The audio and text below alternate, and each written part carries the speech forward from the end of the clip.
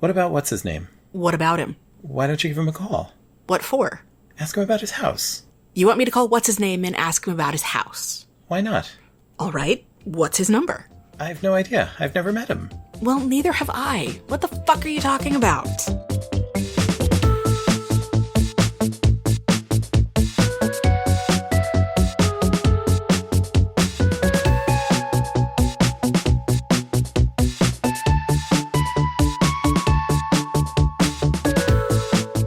Hey, Gila. Hey, Rob. How are you? I am like a big old pile of good things. How are you? I am absolutely wonderful at this fourth season premiere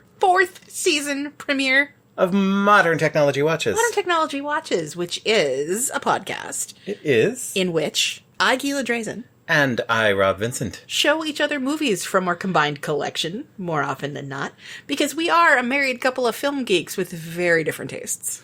We are those very things. And it is very exciting to be opening our fourth season of this show. Yeah, it is. Now, our third season took, I think, a few years to get through. Yes, it did. It is kind of an arbitrary marker, I think, because I just decided 13 episodes was a season. I'm triskaidekaphiliac like that. Sure. I like a 13. I also like a 13. We have been doing this for, what did we say? It was 6 years now? Yeah. Yeah, because we're coming up on our 7th wedding anniversary. We are. And we started doing this right before our first wedding anniversary. Our first episode was released on May 27th, 2019. So it's been just about 6 years. It has. We are recording this on May 25th, 2025. We certainly are. It is a delightful Sunday in which we've actually just seen a movie together. Yes. This isn't the movie for the podcast. No, but, because we've both already seen the movie we saw before. We had.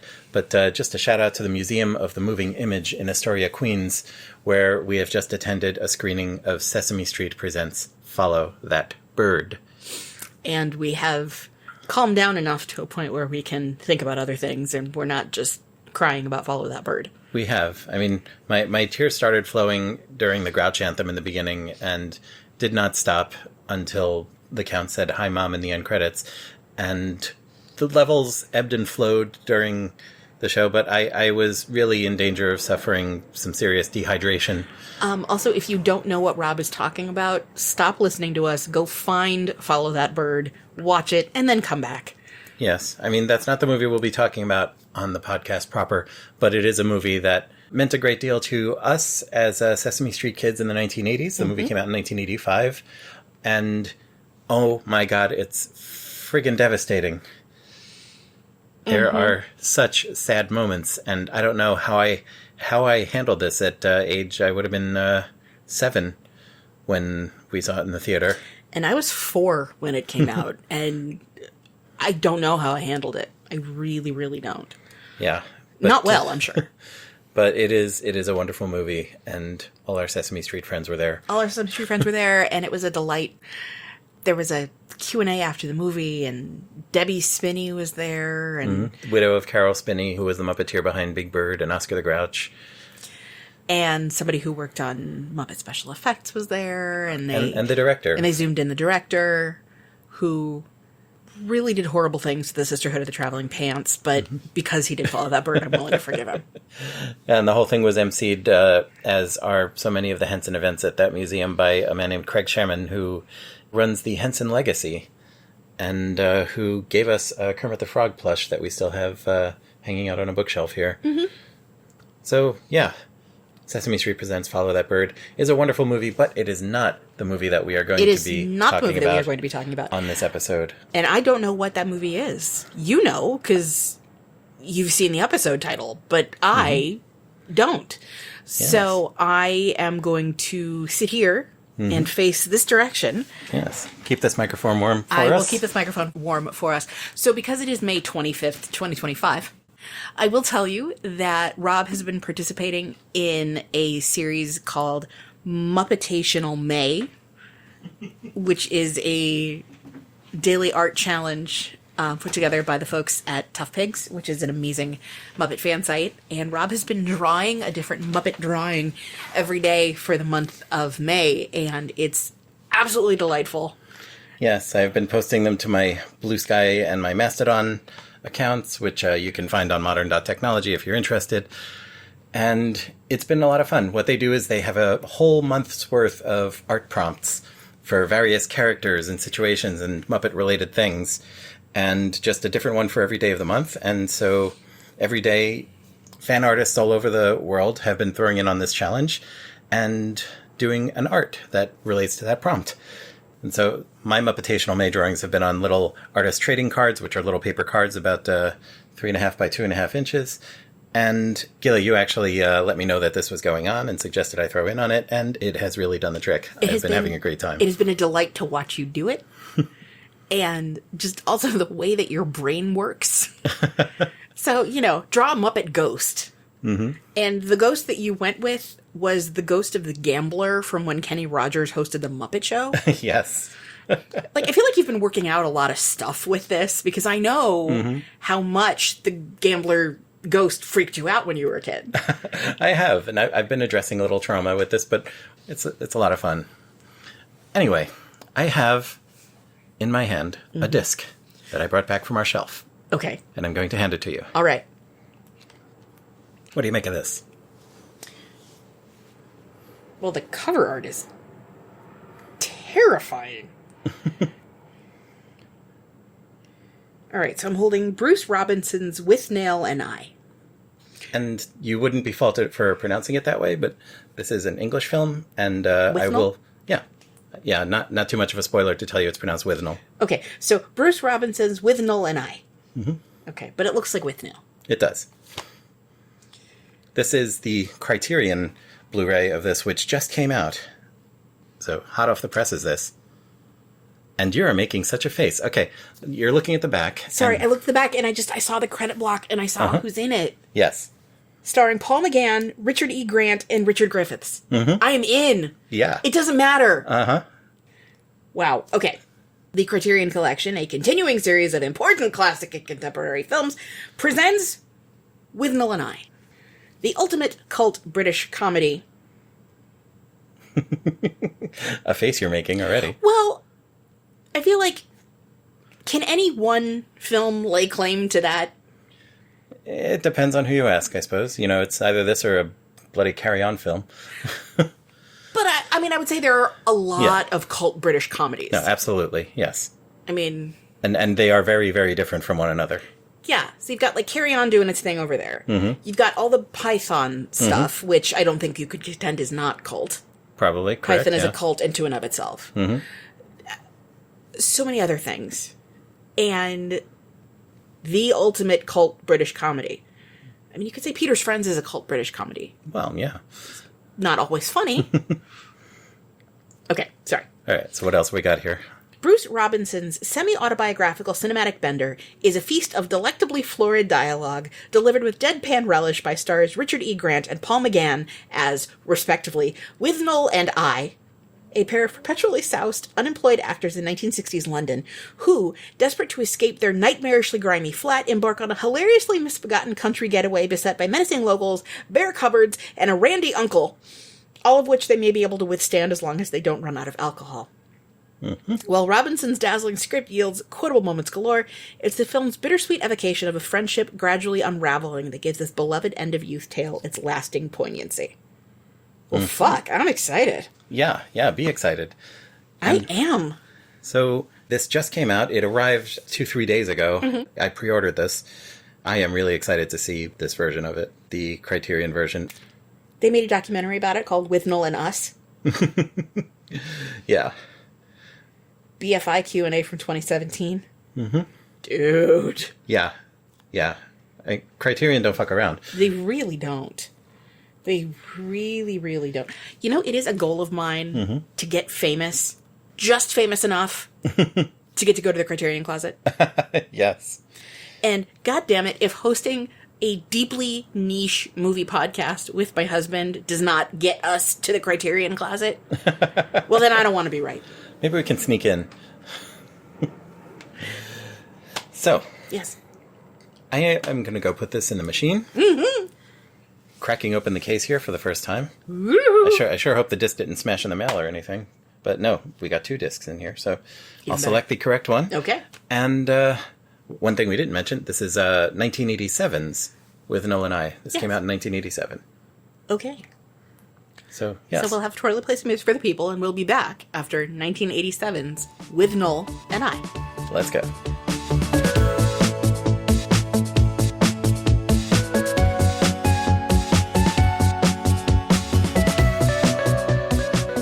Hey, Gila. Hey, Rob. Are we back? We are back. We are back the day after watching 1987's Withnail and I. We are that. And we have digested, and boy, howdy do I have questions. So, I will say, you seemed to be having fun. I with did. this one. Absolutely. I mean, again, as I said in the intro, put those 3 people together, and I don't know how not to have fun. Paul McGann, Richard E. Grant, and Richard Griffith. Yes. Yeah. Any one of them would be a reason to watch something. Exactly. The 3 of them together? Jeez. I mean, Paul McGann got me to watch a 3-hour-long, cheesy as hell TV movie in a genre that is not normally... Oh, shit, I can't say that anymore. A genre which, when you showed it to me, was not, to that point in my life, something I would seek out on a regular basis. Okay, well, the Doctor Who TV movie from 1996 is only an hour and a half long. It felt 2 hours with commercials. It felt really long. But then he was also in the Doctor Who short for the 50th anniversary. Yes. But, you know, from my point of view, he's also in 24 years worth of Big Finish audio stories with his Doctor. Yes, absolutely. But, talking of Doctor Who and Paul McGann, Yes. you've seen the Doctor Who movie. Yes. You've seen Paul McGann in this. Yes. What do you think of Paul McGann in long hair that's actually on his head? As opposed to the shittiest wig known to man and known to UK, Canadian, US co-productions Absolutely. in the 90s. I think there is a reason that the McGanns, as a group, are known as the UK's answer to the Baldwins. Although I think they are generally dreamier and less crazy. Yes. I mean, for those unfamiliar, the McGann brothers, of which Paul McGann is one, are 4 actors from the UK, all brothers, all sort of dreamy, and all kind of attain the height of their powers in the 80s and 90s. But the youngest McGann, Stephen, plays the doctor on Call the Midwife. Aha, yes. He's also married to the executive producer, showrunner, head writer. Are those things connected? Maybe. We don't know. Maybe. The McGanns are lovely.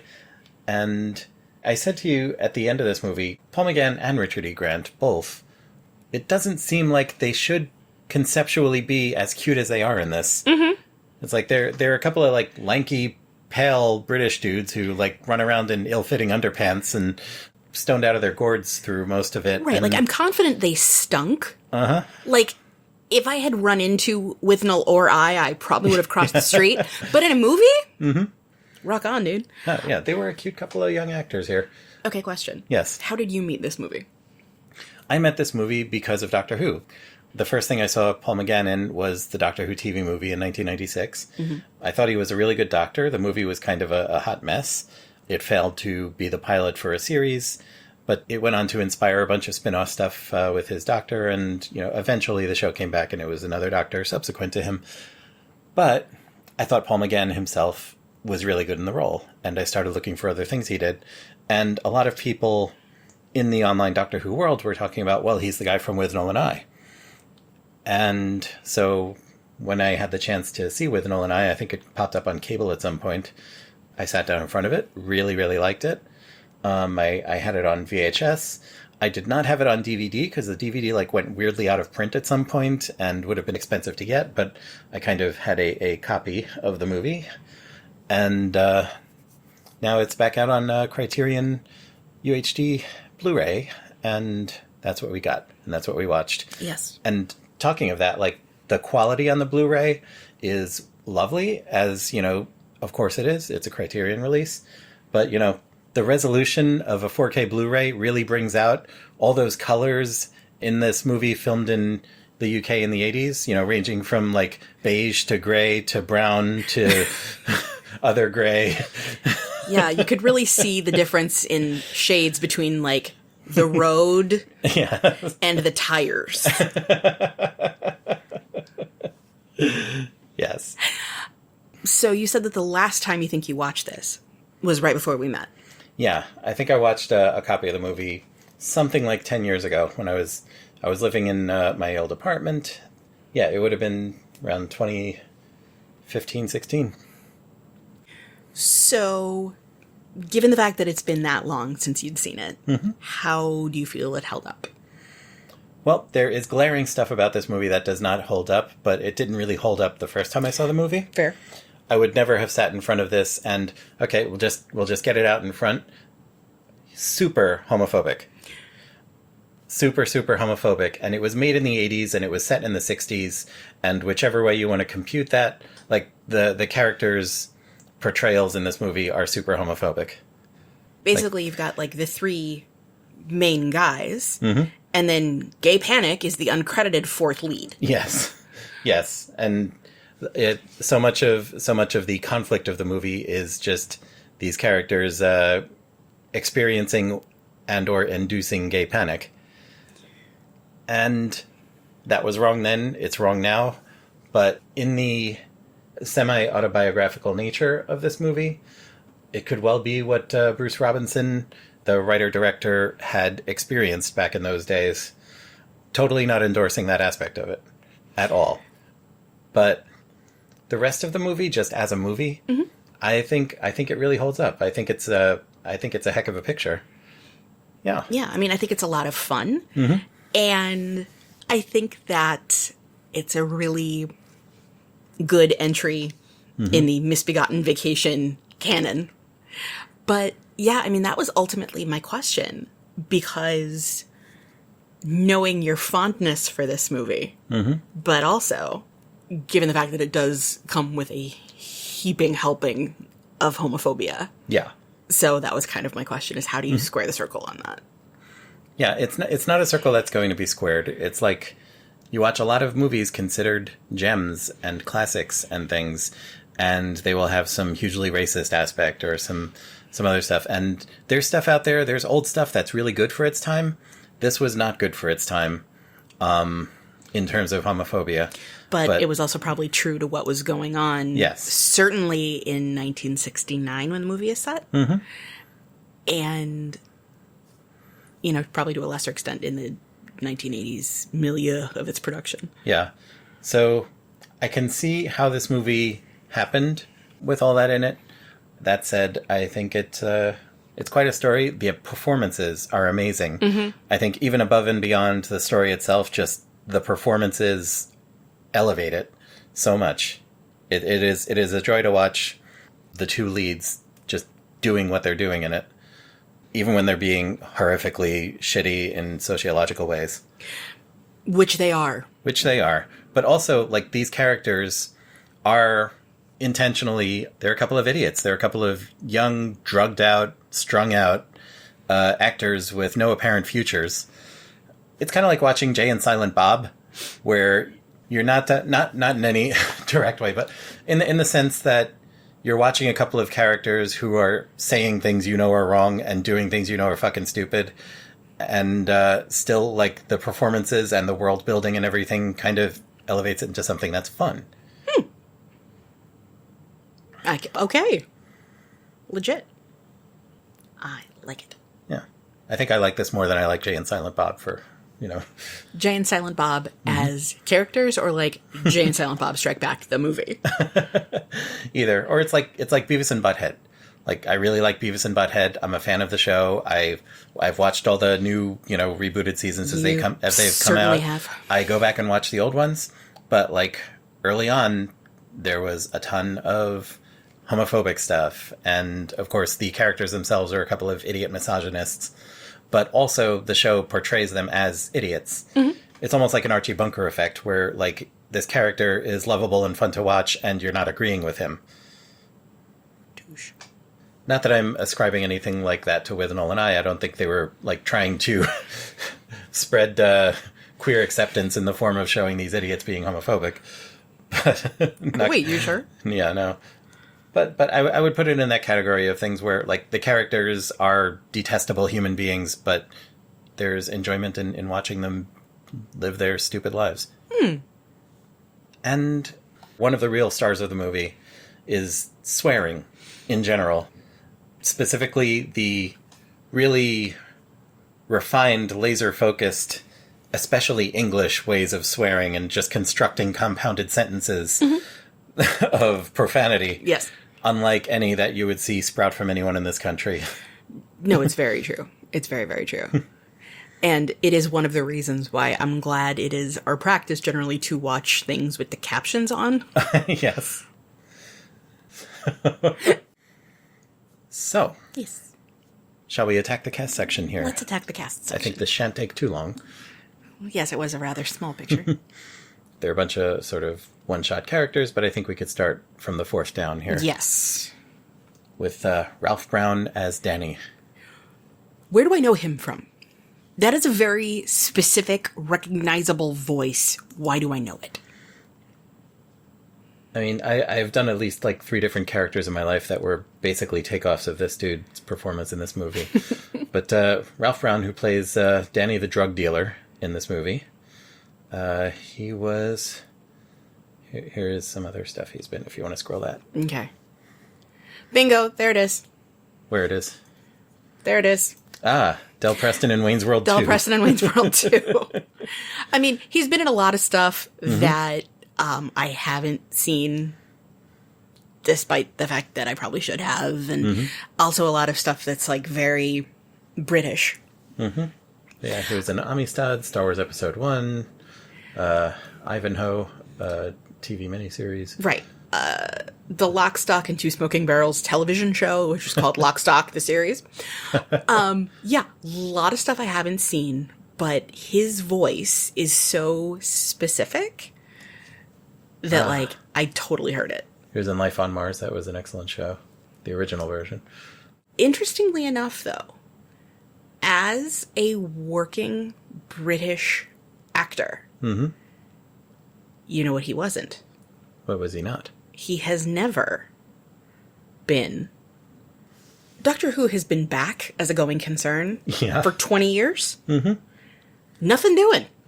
Yeah, no, he was not in original or current Doctor Who, strangely enough. And I feel like if you're a jobbing British actor and you haven't been in Doctor Who, I feel like it's somewhat similar to being a jobbing New York actor and not ever having been on any of the Laws and Order. As Danny the drug dealer in this movie, what did you think of him? As Danny the drug dealer in this movie, he was grody, as he's supposed to be. And then at the end, I was just like, yeah, that makes sense. That tracks. Yeah. One thing I did have a hard time with in this movie was the time frame. I had no sense of what time had passed and what time hadn't, and I recognize that's also kind of part of the concept. He is probably my least favorite character in the movie. I was never a fan of the character, really, although there's just something about the way he delivers his lines.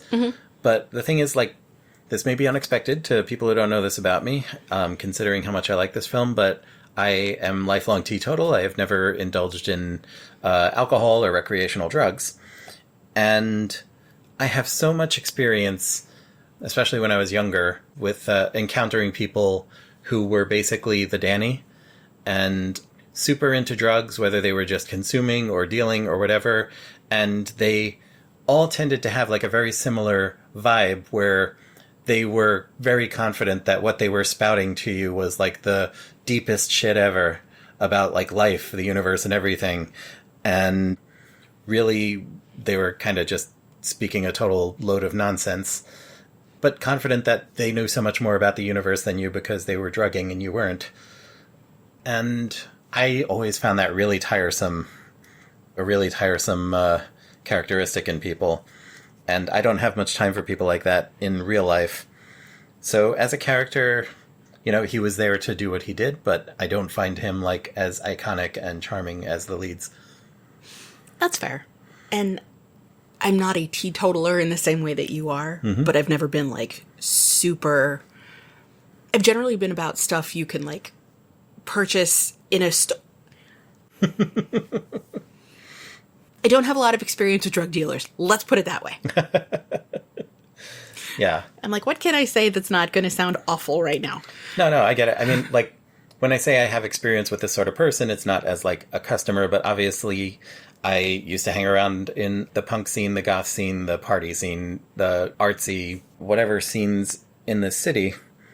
So there were lots of drugs flying around, and there were lots of Dannies going around supplying the drugs while dispensing wisdom that was, just a load of rubbish. Right. But I think also, having heard people have said, was it, your drug dealer comes and then they stay while you have some of the drugs. Yes. So like the pizza guy insists on coming in and being there while you eat the pizza. Yes. Was it Mulaney who Sounds said like this? Mulaney, yeah. It sounds Mulaney-ish. Sounds like a John Mulaney thing, yeah. Yes. But that's the thing. And, this willingness to just, like, hang around. And if the person you're buying from has good product, you want them to continue to like you. Yeah. I know why Danny's in the movie, but I think on rewatches, like, his scenes, maybe that's when I go up to the kitchen and get a snack or something. But Ralph Brown was good in the role. Mm-hmm. But yeah, it's that very specific voice with, like, no R's. Mm-hmm. Also, I know he's not in this part of the list, but can we just take a second to shout out Presuming Ed? Presuming Ed. Because his name is Presuming Ed. Mm-hmm. And the actor's name is Eddie. Yes. In the Tony Danza role, we have... Mm-hmm. And also, talking of things that aged poorly about this film, his reason there is basically to have a racial slur thrown at him. Yep.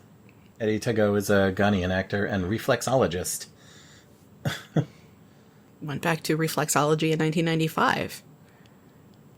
Oh, and he was that guy with that one line in Raiders of the Lost Ark. Okay. Richard Griffiths as Montague H. Withnail. Yes. You were excited to see Richard Griffiths. What's your association with him? Is it The Naked Gun 2.5? Yes, where he plays Dr. Meinheimer. Yeah. Dr. Meinheimer and his doppelganger. Yes. I know that there are people who are going to be very excited about his role in the Harry Potter series and are going to most recognize him from that. I'm not one of those people. Oh my god, he was in King Ralph, which I did enjoy. Guarding Tess, which what a huge fan of that my mother is. Do you, actually? I don't think it's come up, but I believe it. He was in the Harry Potter movies, which I will say this out loud into a podcast, fuck Harry Potter and fuck JK. Very much. He was in the Hitchhiker's Guide movie? Yeah, he was the voice of the head Vogon in the Hitchhiker's Guide movie. Vogon? What's a Vogon? The Vogon. Very good. Thank you. The Vogon itself was Jim Henson's Creature Shop construction, but he voiced it. They write terrible poetry. He was also in the play The History Boys, which did in a lot of ways unleash James Corden on the universe. So he does have a little bit to answer for. My God, look at this man's career. Yeah. Another one with, like, just a massive, massive body of work.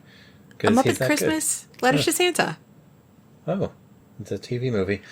A lot of Shakespeare. Yeah, a lot of Shakespeare, which is funny because the character was like a failed actor who longed to do Shakespeare but gave up. He is definitely really well known. Maybe still breaking out at the time of this movie. He had kind of a body of work behind him in the 80s. Yes, but I think this may have propelled him upward. Yeah, he was also... There are persistent rumors that he was up for the role of the Doctor in Doctor Who. Really? Back in the 80s. In at least one of the changeovers. But they couldn't make it work. The fourth child of 5, but he was the first one who survived. Yeesh. Good heavens. That's a lot. Yeah. Can understand becoming an actor. He was only 65 when he died. 12 years ago. So, Richard Griffiths in this movie, totally playing a camp queen who is also inarguably a sexual predator, but has a change of heart and regrets it. Yeah. Not great. Not great. And Richard Griffiths, there was creepy coming off the screen. Mm-hmm. And I didn't like that, because I like Richard Griffiths. Yeah. I mean, that is the part. It is, and he did it well, because he was a very, very good actor. Mm-hmm. But, like, ew. Yeah. Yeah, ew. So, Uncle Monty is not a good person, but I think he was well played by Richard Griffiths. But at the same time, Richard Griffiths, as far as anyone knows, was not a gay or queer person. And so, yeah, he was a caricature. He certainly was.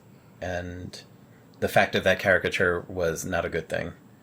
But he played the role. All right. Paul McGann as And I. The character's name is actually Marwood. It's never spoken in the film, but it's written on the letter he gets, and if you zoom in, you could see it.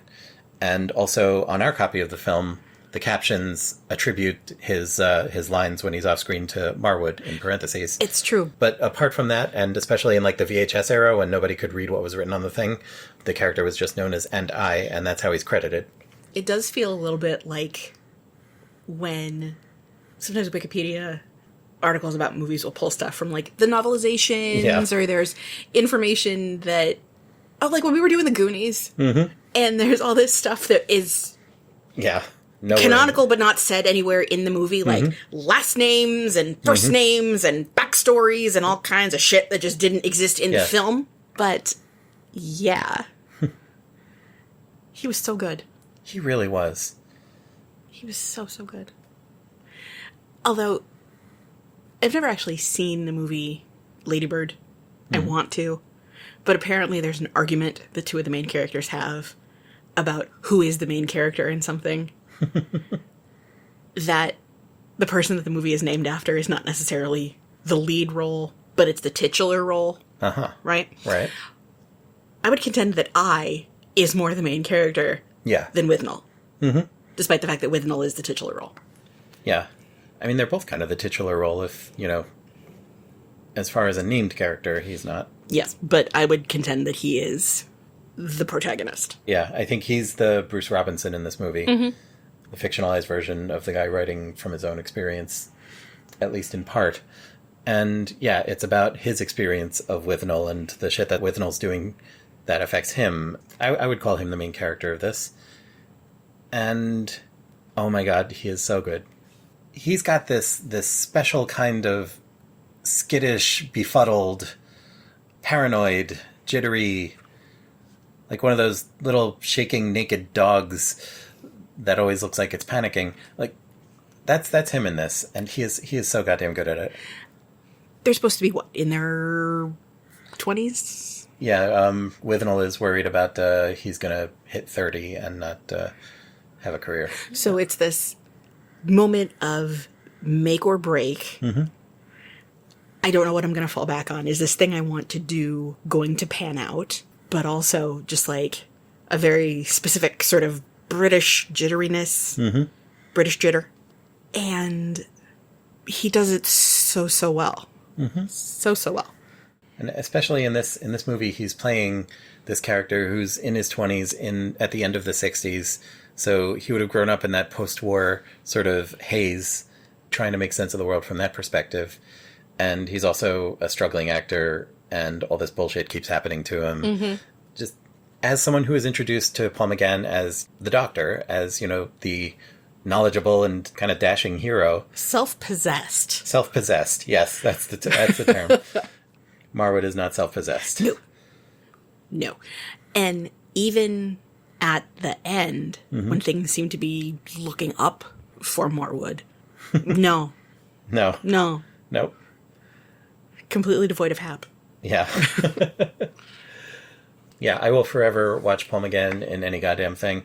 I watched that terrible movie about little girls finding fairies in Cottingley Glen because he was in it.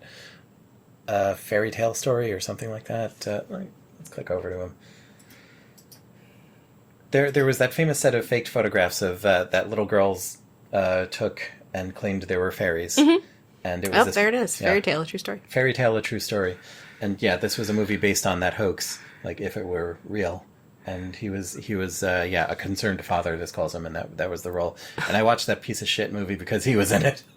He was in Queen of the Damned, speaking of piece of shit movies. That piece of shit I haven't seen, but yeah. Me neither. I saw an ad for it, and I'm like, I'm good.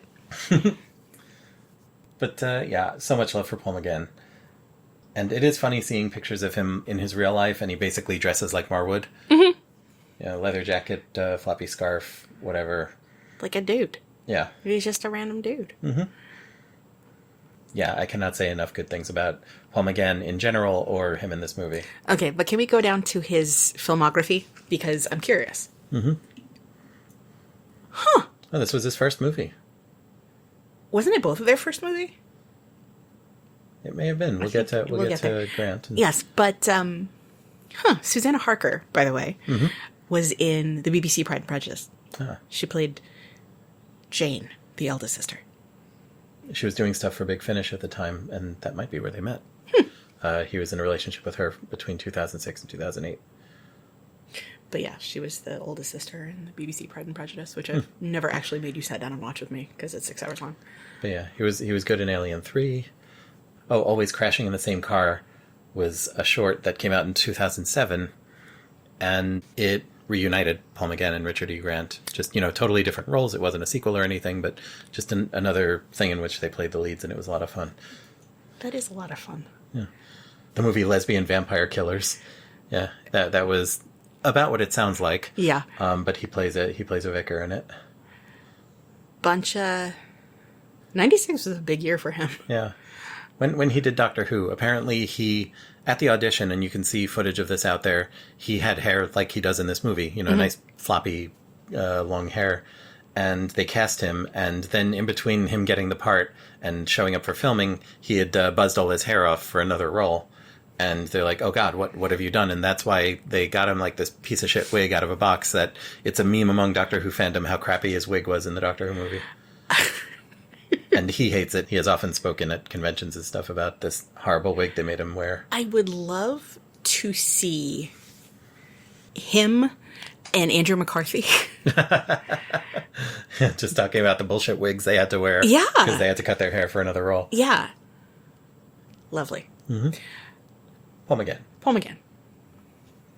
Yes, given the option between the McGanns and the Baldwins. Mm-hmm. The McGanns. Yeah, definitely. And Twice on Sunday. Richard E. Grant as Withnail. Richard E. Grant. Wow. And it's one of those things where you see him in a bunch of stuff, and it doesn't matter because he's so completely that in whatever he's in. Mm-hmm. Yeah. He's been in a bunch of great stuff. He's been in a bunch of horrible shit. And even when he's in a piece of shit, he elevates it. And it's at least worth watching his bits. He was in fucking Spice World. Alan Cumming was in Spice World. All I'm saying is... Yes. He was in the LA Story. I forgot that. Uh-huh. It's been a minute since I've seen LA Story. He was in Hudson Hawk, which is a movie that is famously bad, but I really like. Bruce Willis? Yeah, Bruce Willis was the lead, and he and Sandra Bernhard were the villains. It was so much fun. Wow, that does sound fun. It was a garbage movie, but it was a fun garbage movie. One fun fact about Richard E. Grant that always gets brought up in discussions of this movie, allergic to alcohol. He can't drink. Yes. I remember reading something, like I think in the trivia section on IMDb, about because he didn't drink, how was, he going to get in character for this thing? Yeah. So he drank once and was like... But he was so... Again, speaking to his acting prowess, he was really good at playing a drunken bastard. He was really good at playing a drunken bastard. And, the kind of drunken bastard who's able to live this life because it's implied there's a lot of privilege in the background. And, I'm not rich, my parents are rich. But he's so good. And in Can You Ever Forgive Me? Did we watch that together?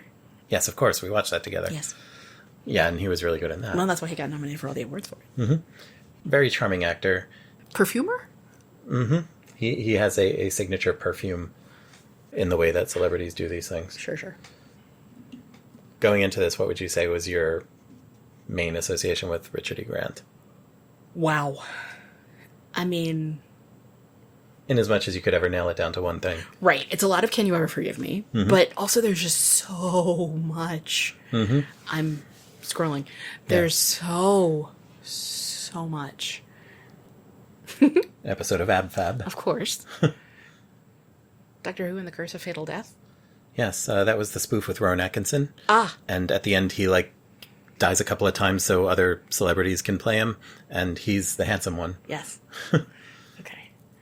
He was also, bringing it back to Doctor Who some more, in 2003, for the 40th anniversary of Doctor Who, there was no Doctor Who on TV, but they had done a couple of Flash cartoons, which were voiced by cast members. They did a Colin Baker one and a Paul McGann one, and it was decided that, hey, maybe we'll try making new Doctor Who as a Flash cartoon. They brought him in as the Doctor in a special cartoon presentation called The Scream of the Shalka, and it was like a fully animated Flash cartoon, as much as you could fully animate anything in Flash. It was by Cosgrove Hall, who also did Count Duckula and a million other British animation things. And I'm going to bring up a picture of what this looked like when they did it, because it was a Doctor he voiced. Yeah, that was the artwork of his version of the Doctor. Huh. And it basically looks like Withnail. It does look like Withnail. His screwdriver, his Sonic looks like a reflex hammer.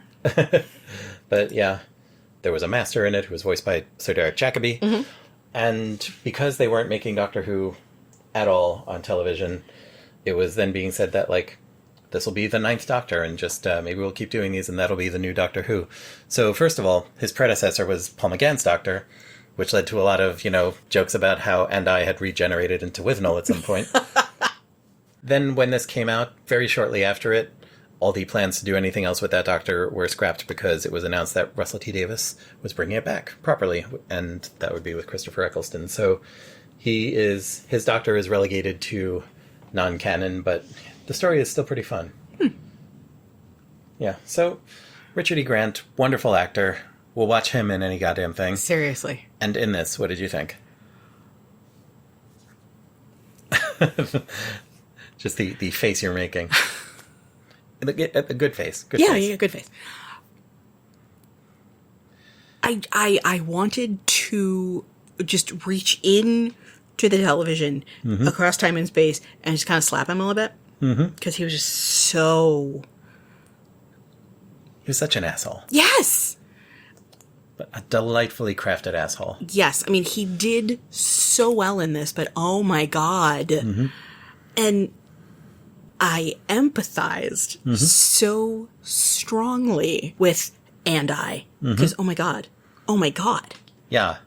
Yeah, here he is. He's hooked together with this person who is doing nothing for him and just pressing the make it worse button at every opportunity. And, I've had times in my life where I've been, mixed up with someone like that. And those were not good times in my life. But he was so good as the character, I think. No, he did really, really well. And again, the fact that this was both of their first movie. Just his delivery of lines like, you can stick it up your arse for nothing and fuck off while you're doing it. Yeah. The finely honed and sculpted strings of swearing in this movie, most of which I think are delivered by him. Such a trip. Yes, I think if you break it down to the elements and assume that they're a comedy duo. Oh, yeah. Withnail is the funny man. And I is the increasingly exasperated straight man. Yes. Withnail is the Chaos Muppet. Yes. And I is the Order Muppet, just trying to make sense out of any of it, getting foiled at every turn. And, thinking about, Rowan and Martin. Yeah. It is that funny man, straight man dynamic with the added bonus of, all the drunk driving and all the drugs and, there were life or death consequences for their behavior in a way that you don't get from, Abbott and Costello. Yeah, it's like Abbott and Costello with a bunch of drunken bitterness and hopelessness and ennui. And fear. Yeah. The fear that animates so much of when you're living paycheck to paycheck in an unsure life. Kind of bare bones existence, and you're not sure if anything you want to do is going to pan out. Exactly. Yes. So that's the cast. Okay. So, from the plot section of the Wikipedia article for Withnail and I. Yes. In September 1969, two unemployed young actors, flamboyant alcoholic Withnail and contemplative neurotic Marwood, live in a squalid flat in Camden Town, London. Okay, I'm just going to jump in here. Their kitchen was so fucking disgusting. Yes. It was the kitchen equivalent of the toilet in Trainspotting. Yeah. Yeah, and the production design in this movie also deserves some sort of recognition. Because crafting that set, where it absolutely looked lived in, it absolutely looked like the sort of place where these two hapless numpties would have found themselves in such a situation as to be terrified by their own undone washing up. Hapless numpties. Hapless numpties, yes. They're in fear of the things that might be living in their stack of filthy dishes and cups and stuff. I mean, was doing the dishes just out of the question? There was an attempt to do the dishes, and then it was just too much to deal with, and they left the house after Marwood was having some coffee, but eating it out of a soup bowl with a spoon, because there were no clean cups. And yes, I think there's something living in there. Mm-hmm. Yes. Sorry, carry on. Don't anger it. Their only regular visitor is their drug dealer, Danny. One morning, the pair squabble about housekeeping and then leave for a stroll. Was this after he drank The lighter fluid. And then was looking for some antifreeze to follow it up with, and which led to, "You fool, you should never mix your drinks." You bloody fool. better than meths? Yes. And there is a drinking game for this movie, because of course there is. Of course there is. Where people will try and keep up with everything that they drink for drink. Oh, no. And I am sure that has probably cost some human life at some point. Wouldn't surprise me. I think I remember reading that, you substitute some other actually palatable but strong drink for the lighter fluid. Just how did he survive that? I don't know if you can, but That's I've what I'm never saying. been How did he survive that? Are we just to imply that his... I mean, he does immediately puke on the floor after that. Even so, though. Like, the fact that he survived that, despite the vomiting. Yes. And... He survives that and they immediately go out for a drink. Right. Which also is another one of the heaping helping of homophobia moments. Mm-hmm. Because, yes, which we'll get to next. Yes, we certainly shall. In Regent's Park, they discuss the poor state of their acting careers and the desire for a holiday. Marwood proposes a trip to a rural cottage near Penrith, owned by Withnail's wealthy uncle Monty. Right. But yeah, this skips over the bit with the lavatory and the guy who calls him a ponce. Yes. Which leads to, a confrontation. Perfumed ponce. Perfumed ponce. Because he's had to rub petunia oil on his shoes. Because of the vomit. Yes, because of the vomit. Withnail barfed on his shoes. He had to rub petunia oil on his shoes as a result. And so he was a perfumed ponce when he walked past this big, scary-looking dude in the pub. Mm-hmm. On his way into the bathroom, where he sees graffiti on the wall that says, "I fuck arses." And he starts panicking. "I fuck arses? Who fucks arses? Maybe he fucks arses." And we do, as you said, have our first moment of gay panic where he's terrified that somebody is going to force themselves upon him. Yes. And the scene where Withnail basically... And let me know if I misunderstood what was happening, but they basically challenge him to a fight and then, run. Yeah. After Withnail is, trying to throw him under the bus, basically saying, at first he's like, "Who said that to you?" And, he's going to defend him. Then this huge guy walks up and he's like, "Well, I don't know what kind of problem you two have, but I suggest both of you step outside and handle this." I'm going to go. Yeah. And then they both just tear ass out of there. They bolt. They certainly do. And it is funny. It's a funny bit. It's rooted in gay panic, but it's a funny bit. Yes. So, and I. Yes. It's we need to get out of London. We need to get out of London. Yes. Doesn't your uncle have a cottage? Yes, there is that fun exchange where the interplay between these characters and just the quotability of things in this movie, call what's-his-name and ask him about his house. Withnail doesn't know who he's talking about or what house he's talking about, and he's like, "Well, okay, what's his number?" "I don't know. You know him." And I don't know what the fuck you're talking about. So, So yes, they call what's-his-name and ask about his house. They visit Monty that evening at his luxurious Chelsea house. Monty is a melodramatic aesthete who Marwood infers is homosexual. Which he does, like, accusingly in a whisper while Monty's in the other room. But, of course, Monty is coded flamboyantly gay. Yes. The three briefly drink together as Withnail casually lies to Monty about his acting career. He further deceives Monty by implying that Marwood attended Eton College, the other place, whilst a lithograph of Harrow School seen earlier in the flat suggests that both Monty and Withnail were educated there. And this leads to one of Withnail's, I think, running gags about him, which is that he'll just say whatever the fuck to anyone at any point, you know, on a hair trigger to get them to do what he wants or whatever for his own reasons. He is just constantly lying to people, spinning these strings of bullshit. Yeah, he's kind of a self-serving, and also because he's so frequently altered in whatever way, he has no sense of what's actually real.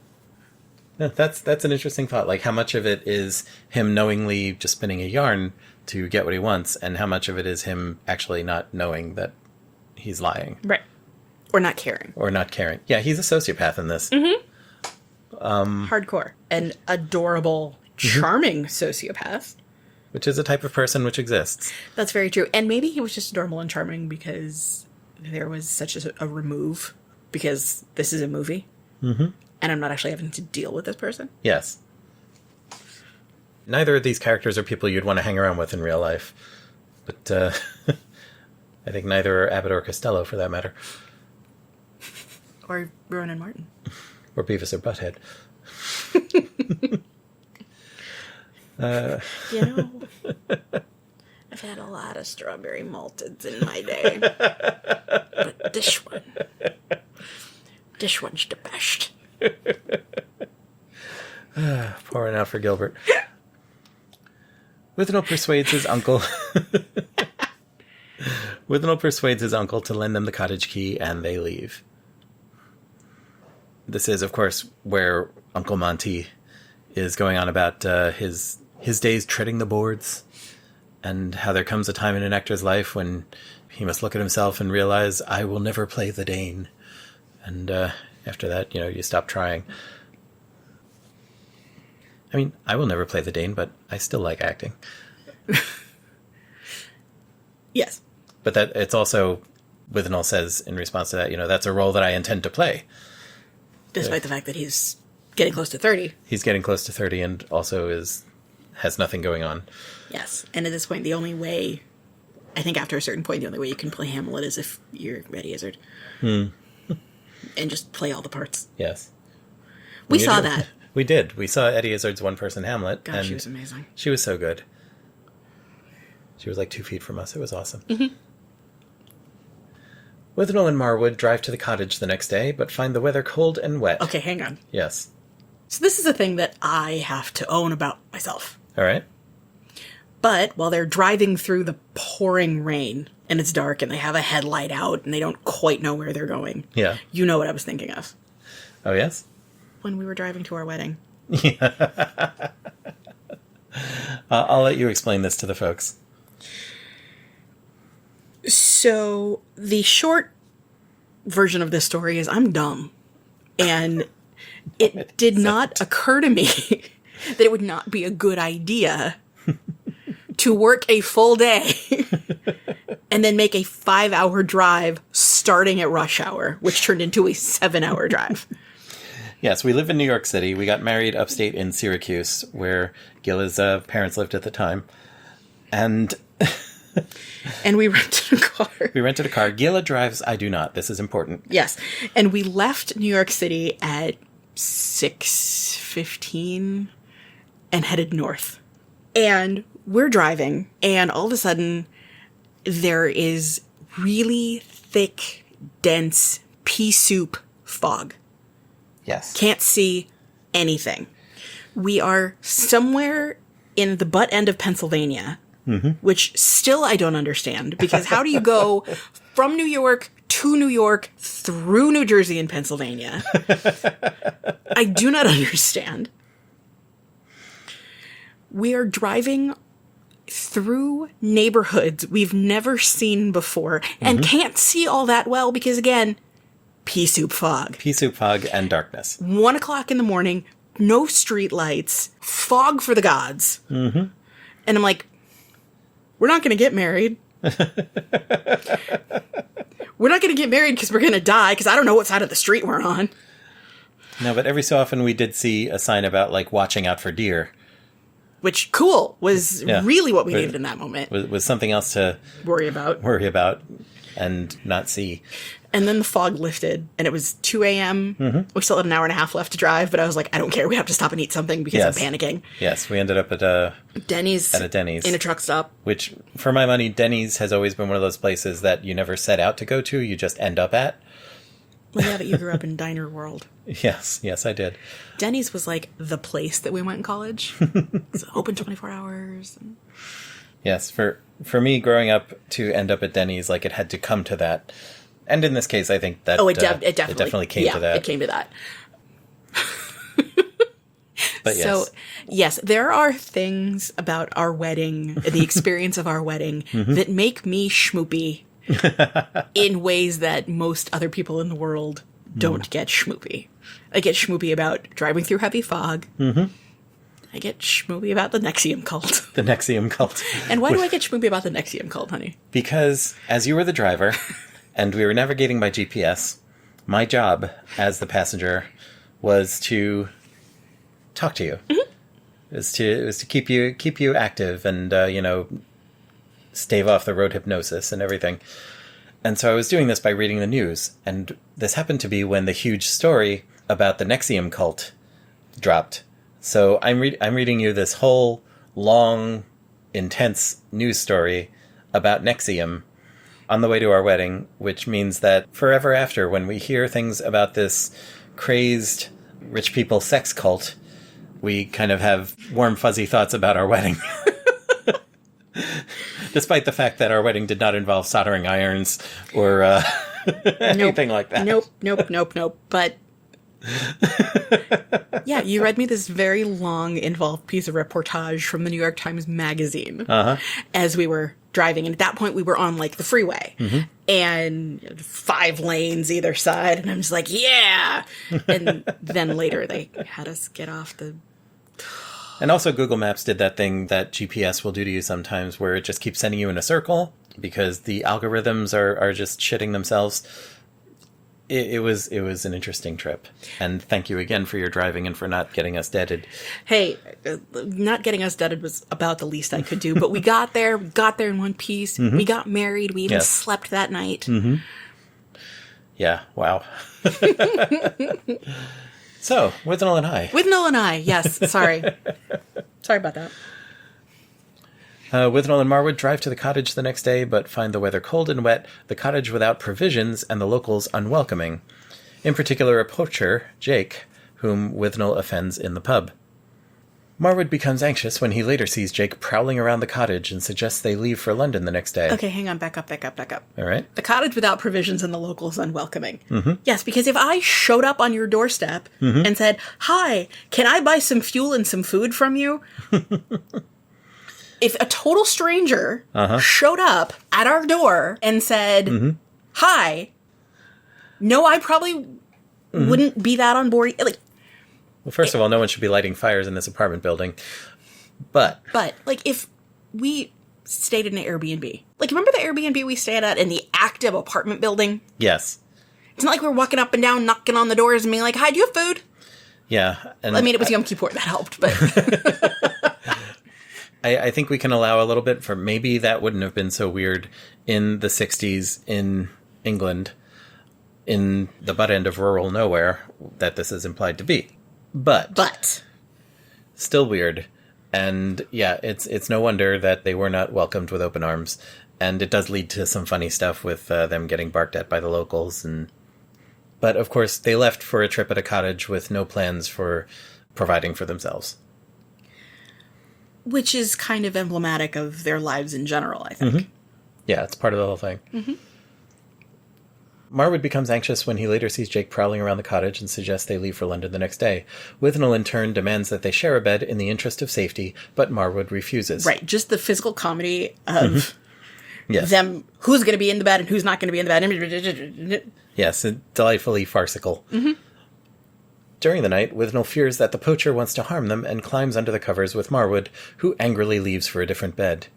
Hearing the sounds of an intruder breaking into the cottage, Withnail again joins Marwood in bed. The intruder turns out to be Monty, with supplies. Just the two of them in bed with the gun. Yes, there's a gun that comes into play. And then the gun goes out the window, and then they hear breaking glass. And he's like, there's an intruder, and you gave him the gun. This also completely skips over one of the funniest pieces of business in the movie, which is they bump into a local farmer. They manage to get some fuel from him, and also he gives them a chicken, except the chicken's alive. And these are a couple of City boys, drugged out and hapless, and they're looking at this live chicken walking around on their table and like, how do we make it die?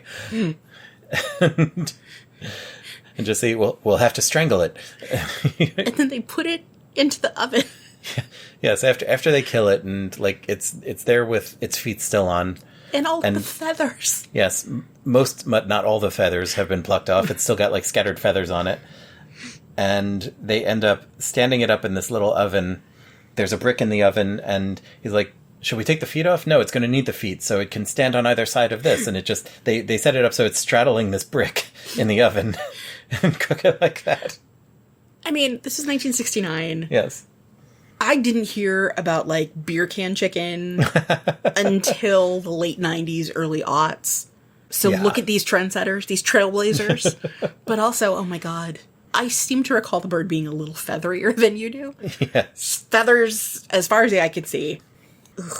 Yeah. And the feet still attached. And they don't have boots. They're busy putting plastic bags over their shoes to go outside because it's so rainy and it's so muddy. Yeah, and one of their boots are in the oven. And I can't go outside. My boots are in the oven. Yes. Just said Withnail, of course. Yeah, the fish out of water stuff about them not knowing how to do anything when they're out in the country like this. I just kind of love the fact that like they got stuff from the farmer and it was like one log. Mm-hmm. Great stuff.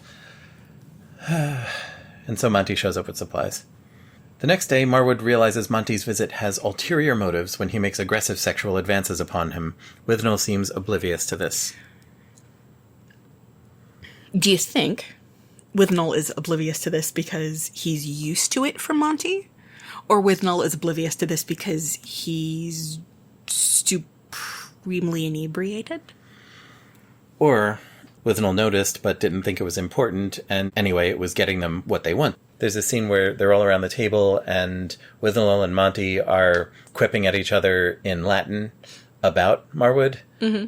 And Marwood is, of course, left out of the conversation, but he sees them, like, chatting to each other and snickering.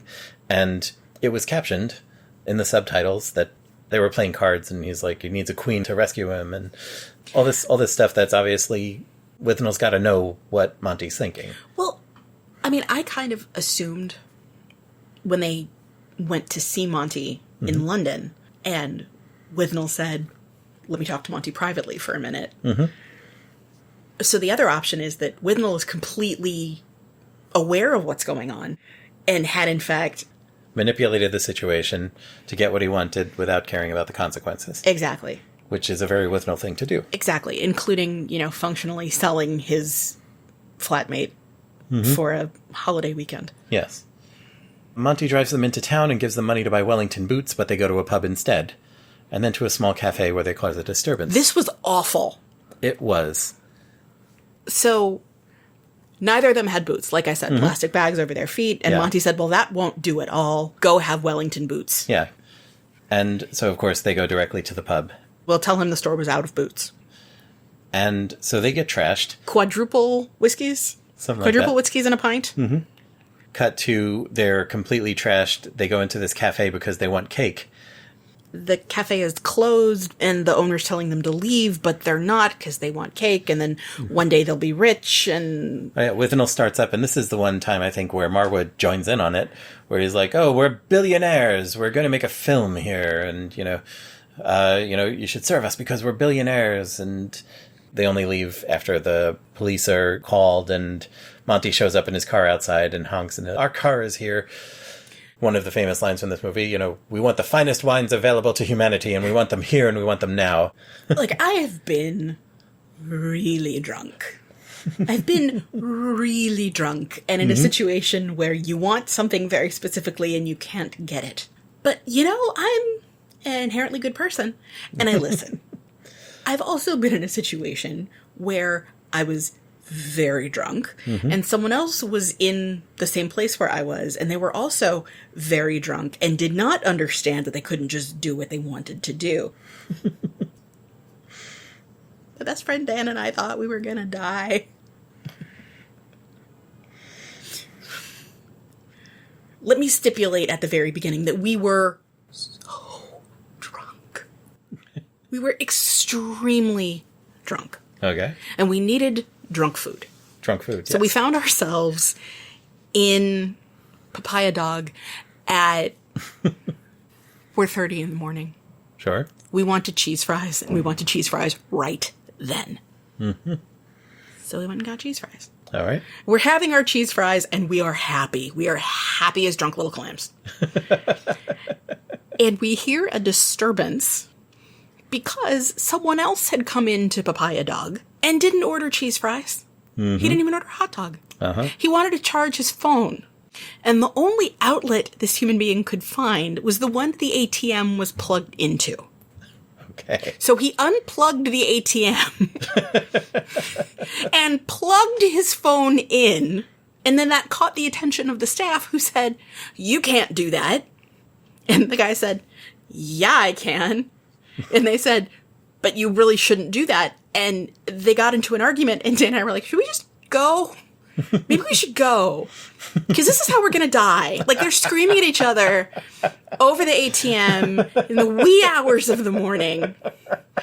And we are no longer happy drunk little clams. We are frightened drunk little clams.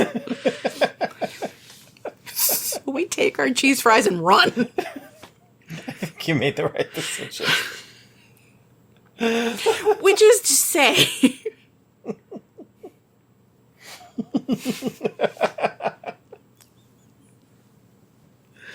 Which is to say... no matter how drunk you might be, there's still like a line of propriety and politeness. And if they say there's no more cake because it's closed, sorry, chickadees, there's no more cake. Yeah. Like, everybody else who was there, who were just like, why are they being this way? That was me and Dan, scared drunk little clams. Aw. There was less cheese sauce, though, because... Very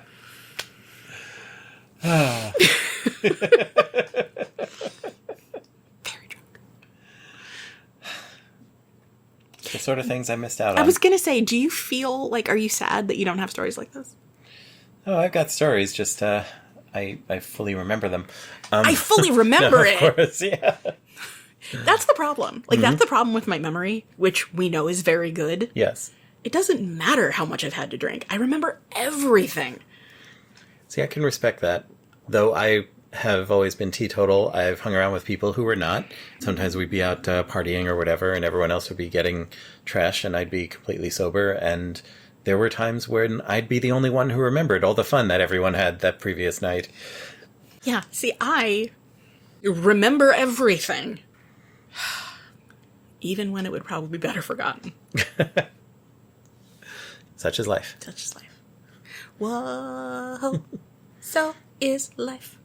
Ha, ha, so is life. Sorry, carry on. So they've gone to buy boots, except they didn't buy boots. And They bought booze. They bought booze, yes. And they got drunk and got kicked out of a cafe. Monty is hurt, though he forgets the offense as the three drink and play poker. Marwood is terrified by the thought of Monty's further sexual overtures and wants to leave immediately, but Withnail insists on staying. That poker game is when the quipping at each other in Latin happens. And that's when I think Withnail fully knows what Monty is thinking and just doesn't care. Late in the night, Marwood tries to avoid Monty's company, but is eventually cornered in the guest bedroom as Monty demands sex. Yeah. The line, in a very plummy sort of delivery, is, "I mean to have you, boy, even if it must be burglary." Yeah. Yeah. Monty also reveals that Withnail, during the visit in London, lied that Marwood was a closet homosexual. So here we are. Marwood's been dealing with this the whole time, and Withnail's been like, oh, never mind, it's not important. But meanwhile, he's the one that caused this to happen by implying that... basically traded his flatmate for a... How long were they supposed to be gone? Was it a week? Was it a weekend? It was supposed to be just a weekend, I think. I was having a very hard time tracking the time frame. It's an unclear time frame, I think. But yes. Marwood lies that Withnail is the closeted one and that the two of them are in a committed relationship, which Withnail wishes to keep secret from his family, and that this is the first night in 6 years that they have not slept together. Monty, a romantic, believes this explanation and leaves after apologizing for coming between them. In private, Marwood furiously confronts Withnail. So, yes, he got all rapey, but then... He got talked out of being rapey. Yeah, by his innate sense of romance. Yes. Yeah. Which is totally how that works. Absolutely. Ugh. So yeah, it's gross. It's gross. The next morning, they find Monty has left for London, leaving a note wishing them happiness together. They continue to argue. A telegram arrives from Marwood's agent with a possible offer of work, and he insists they return. As Marwood sleeps in the car, Withnail drunkenly speeds most of the way back until pulled over by the police, who arrest him for driving under the influence. The amount of not just drunk driving, but drinking while driving in this movie? Yes, there certainly weren't any open container laws, I'm guessing, in the 1960s. No, they're like... I don't even think there were in the 1980s when they made this. Passing a bottle back and forth between them in the front seat. Mm-hmm. And when the sequence of Withnail driving back to London and just zipping back and forth between the cars. Yes. Oh my God. Terrifying. And I think I may have unconsciously been, like, braking at my seat. Yeah, Marwood wakes up in the backseat and he's like, what are you doing? Making time. You don't have a driver's license. I got this. Yeah. I'm making time. And then they get pulled over. They get pulled over, he gets arrested. Oh. Yeah, this skips over Chekhov's bottle. I was going to say, we forgot about Chekhov's P-tube. There's an invention that Denny the drug dealer shows off and gives to Withnail, which is a bottle that you could put urine in. And preferably from a child. And a tube that you sellotape to your old fella. And the idea being that if you have to give a pee test, you use this tube instead. And real things like this exist in the world but then for horrible people to use. Pee clean. Yeah. And then they can't arrest you for drunk driving regardless of what happens. Was the fill the bag thing some sort of early breathalyzer? Yeah, I think that's what that was. But he's like, you refuse to fill the bag, and so they have to take your pee. And, of course, this doesn't work, and it leads to an amusing scene in the police station where his pee hose malfunctions and is spraying all over. There's pee everywhere. But where did the pee come from? That was just what I was just gonna say. They do not explain where he got clean pee from. Certainly not from Marwood. Nor anyone else they know. But he expresses the intent somewhere earlier in the film that he wants to find a child and get the child to pee in this bottle for him. and thank God we never saw that actually happen. Yeah. Yeah, I don't know if there were deleted scenes on this Blu-ray, but... Yes, and the arrest scene is pretty hilarious. Of course, they're being very British and proper about trying to arrest him, and he's just like, are you refusing to fill the bag, sir? Yes, I certainly am. And finally one of the cops just snaps and, get in the back of the van! So funny. There's a great remix on YouTube somewhere that somebody did of just that line, get in the back of the van, looped over and over to a dance track. The pair return to the flat to find Danny and a friend named Presuming Ed squatting. They've been gone for... a matter of days. Would we call it squatting? I mean, they were there without being invited and living there. Yeah. This also... I don't know how realistic it is to how things would have actually worked for somebody without a license to be driving drunk and just, like, let out. Yeah. There and then. Yeah. One hopes there were maybe some stiffer penalties or being held on to. One does indeed hope. Marwood calls his agent and discovers he is wanted for the lead part in a play, but will need to move to Manchester to take it. Oh, this is also the bit where a couple of racial slurs are thrown around about presuming Ed. Yes. And it may well be one of those things that, like, your average person would have said that in the 60s, but I don't know, and it's gross. It's gross. And then presuming Ed just kind of sits there and chants? He sits there and chants Rama Rama for a while while spinning a globe. Yes. And that's what that character's there for. The four share a huge cannabis joint, which is known as the Camberwell carrot, because Danny invented it in Camberwell, and it looks like a carrot. It's giant. Yes. I think Cheech and Chong had a similar thing in one of their movies where the joint was just ridiculously huge. It was like, instead of using rolling papers, it was like they used a piece of 8.5 by 11 paper. It was giant. Yeah. But the celebration ends when Marwood learns that they have received an eviction notice for unpaid rent, while Withnail is too high to care. So, how did Danny have the mail? That's the part I don't understand. I'm not sure how much security we could have expected from mail deliveries. Maybe it just got pushed in the letter slot. Right, like, did they have a letter slot? Was there a... But they don't go into it except to note that Danny had stolen their benefit checks. And it comes out when, like, Danny tips them out of his bag, and they're like, what were you doing with those? I was going to cash them in for you. And so along with those, there's an eviction notice. Marwood, with new haircut, packs a bag to leave for the railway station. How long do you think the turnaround was? Who can say? Like, he might have, like, if he had this opportunity to play the lead in something life-changing, it's finally panning out, he could have gone out and gotten a haircut right away, or done it as part of getting things together to leave the next day or the next week or whatever. Mm-hmm. He turns down Withnail's offer of a goodbye drink, so Withnail walks with him to the station. In Regent's Park, Marwood reciprocates Withnail, saying that he will miss him, and then leaves. Alone with a bottle of wine in hand, Withnail performs What a Piece of Work is a Man from Hamlet to the wolves in a nearby zoo enclosure, and then turns to walk home in the rain. And in that scene, you see Withnail kind of having some sort of spark of humanity, because he wants to keep drinking and hanging out, and Marwood's leaving. He's like, no, I gotta go, and also, I'll walk you the rest of the way. No, I don't want you to. Mm-hmm. So Marwood's going on to, one assumes, better things, while Withnail is still there, stuck in the same dead end he's been in the whole time, except without the companionship of Marwood. Yeah. And What a Piece of Work is a Man.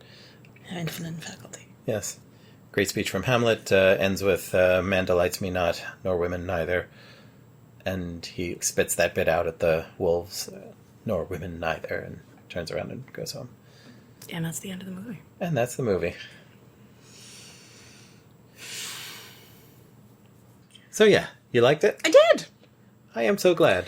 I did. It's, something that I feel like I'd heard about. Mm-hmm. It was in the margins of my consciousness, but I'd never seen it. Yeah, it's one of those ones. And I understand it's a very polarizing one. Like, people either love this movie or hate it. I don't think anyone just kind of likes it. It's one of those movies. But it's definitely known. It's out there. It's really... There's a cult around it. Yeah, I heard it's the ultimate cult British comedy. Like you just read that off the back of this Blu-ray No, case. I very clearly made it up. But yeah, I think there's some really questionable stuff in it, which, again, I don't know if that was people making the movie making bad decisions in the 80s or trying to accurately portray the 60s or what. Right, because, this movie came out of... Like, this was a functionally autobiographical film, right?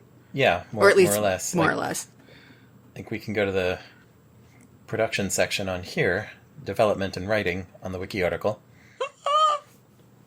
What causes this reaction? Sorry, the third paragraph in the writing section. The end of the novel saw Withnail committing suicide by pouring a bottle of wine into the barrel of Monty's shotgun and then pulling the trigger as he drank from it. Robinson changed the ending as he believed it was too dark. Jeebus. Yeah. And there's other info in here about Robinson suffering sexual harassment at the hands of people in authority. Mm-hmm. Yes, it's bad behavior to be portraying, but if it's the behavior from this guy's lived experience and he's portraying it, I mean, what can we say about, like, is it wrong to make that movie if you are basing it on shit that happened in your life, even when the shit that happened was hella wrong? No, it's true. But it's definitely coming at it. Like, you're sympathizing with the lead character who is terrified about being the recipient of unwelcome buggery. But I think there's also a point where he's just kind of scared of everything. Yeah. Like, the man is a walking spiral. Mm-hmm. You know, you're giving me the fear. Yeah. So, yeah. People. But yes, quality movie, I think definitely deserving of the Criterion treatment. Yes. And being added to that particular canon. What's the spine number? 119. 119. A few months ago, when there was a sale. Yeah. Was it last year? Mm-hmm. Yeah, it was last Sukkot, I think. Yeah. And there was a sale, and I was going down the list alphabetically. Mm-hmm. Do you know how far I got before I stopped? Yes, my wish list on that site, on my user account, is extensive. Yeah, like, what I got in that sale was Being John Malkovich and Defending Your Life. That's how far I got alphabetically. Yeah, I went through, I think, most of what was there, and like had a ton of stuff in my cart, and then pulled up my cart and was like, okay, what can I realistically spend money on? Okay, getting rid of this. I got just a small handful of the stuff that I wanted to. Yeah. So, yeah. Criterion, if you're listening, invite us into your goddamn closet. You know, I did see somewhere that we are not the lowest rated film podcast in the universe. No, we're doing kind of okay, it seems. Yeah.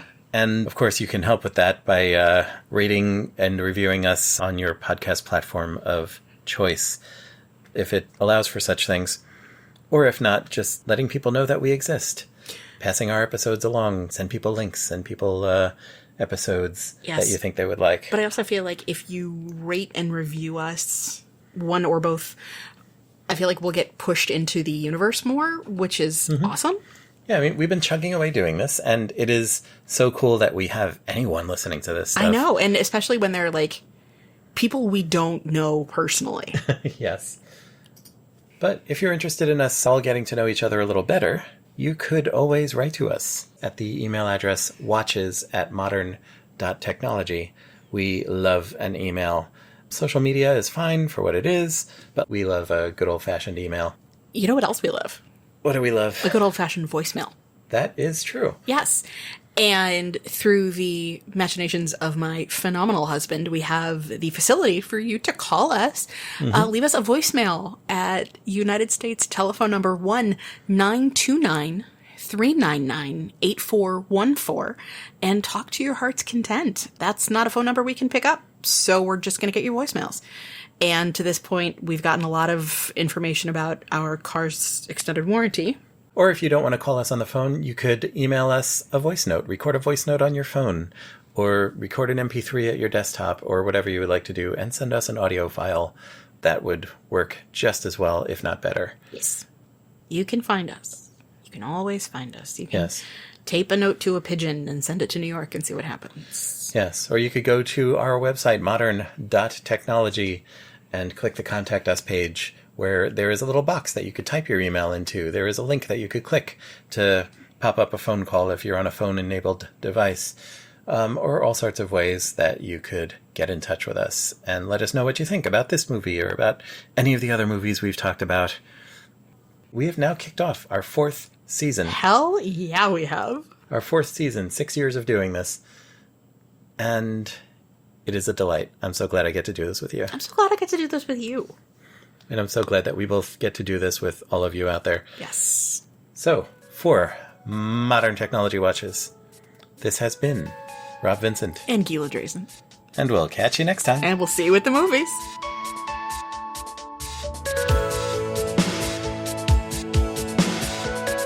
You've been listening to episode 401 of Modern Technology Watches with Gila Drazen and Rob Vincent. Go to modern.technology on the web for more info on this show, our other work, and our social media cottage. Our music is The Promise by Torley Wong, released Creative Commons Attribution Share Alike 3.0. Find more from Torley at torley.com. Thank you, Torley. Content from wikipedia.org is used under Creative Commons Attribution Share Alike 3.0.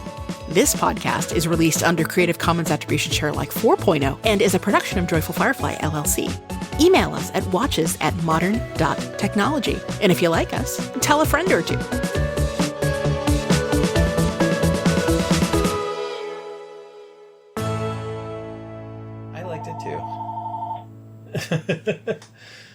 Well, at least we got through the plot. Yep. Hi, you're on Modern Technology Watches. What?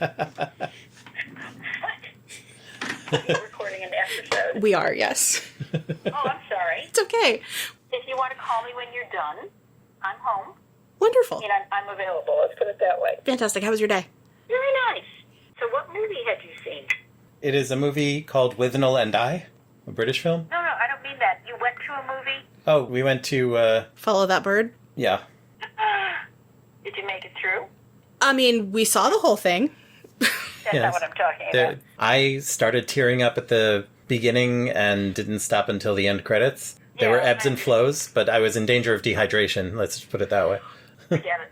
Okay, guys, I love you. Have a good show. Love you. All right, I'll love you more. Talk on you later. Okay. Bye-bye. Bye. I think we have our after credits stinger. You're on Modern Technology Watches. What?